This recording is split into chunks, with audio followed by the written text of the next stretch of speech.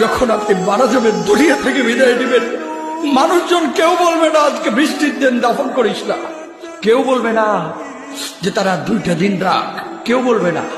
কবরের মধ্যে যখন নিয়ে যাওয়া হবে, আপনার স্ত্রীর কথা মনে পড়বে, আপনার সন্তানের কথা মনে পড়বে, আপনার বাবার কথা মনে পড়বে।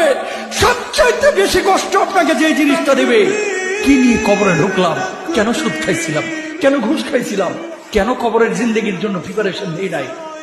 দুনিয়ার জিন্দেগিতে একটা মামলায় ফেসে গেলে সুপ্রিম কোর্টে যাওয়া যায়, উচ্চ আদালতে যাওয়া যায়।